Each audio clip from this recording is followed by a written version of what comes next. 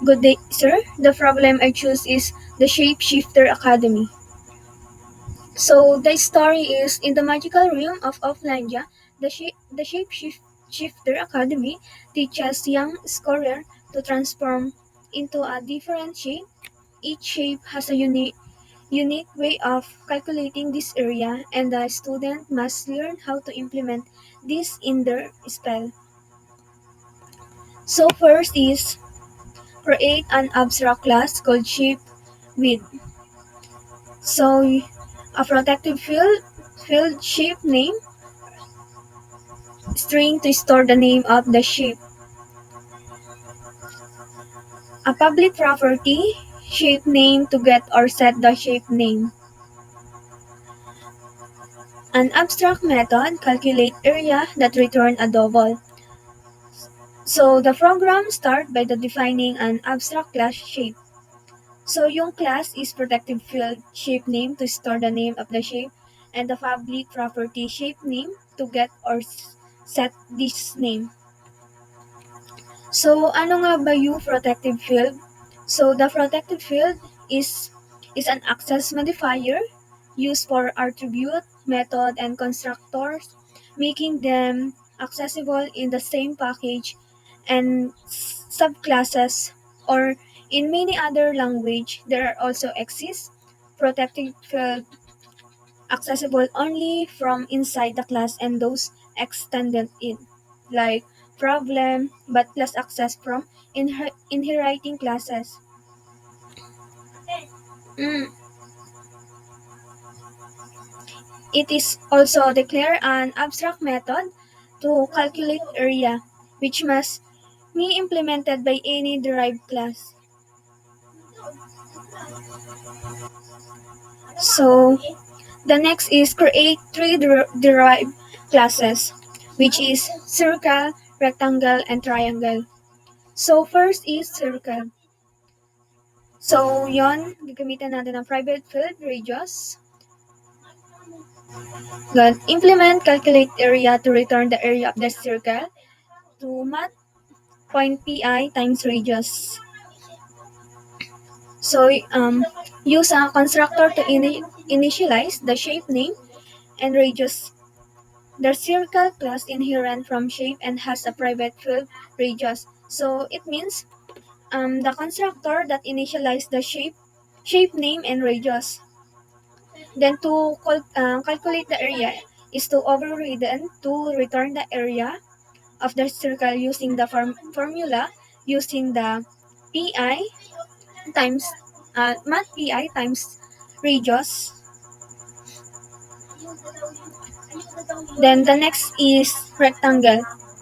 So yung rectangle is private field din siya na has private field length and width use double. So kung sa circle kanina is string, double din pala siya sa circle. Then sa rectangle is double din. Sorry. So the implement calculate area to return the area of the rectangle length and width. So para ma-constructor yung ma-construction siya is to initialize the shape name, length, and width. So the rectangle class inherits from shape and has private field length and width.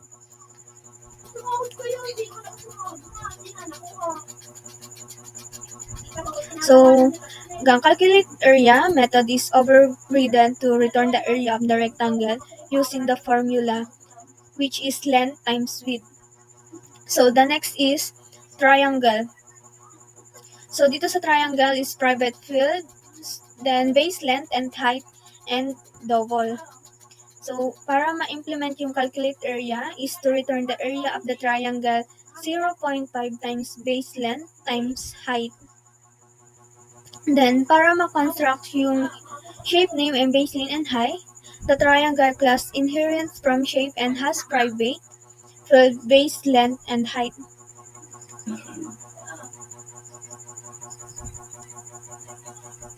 Then yung calculate, the method is overridden to return the area of triangle using the formula, which is 0.5 times base length times height.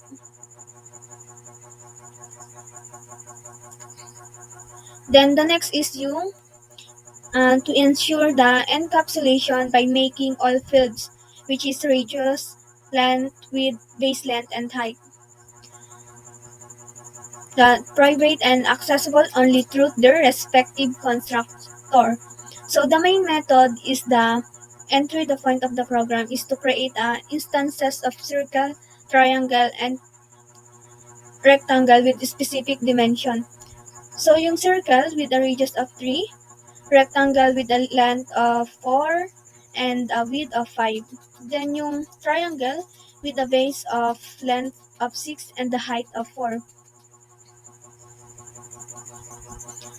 So yung pinaka main method niya is to create one object of each shape time, which is circle, rectangle, and triangle.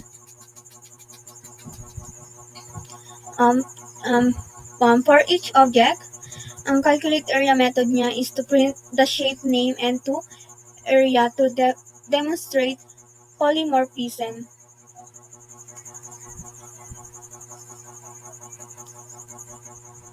For the circle, it prints circle area 28.27.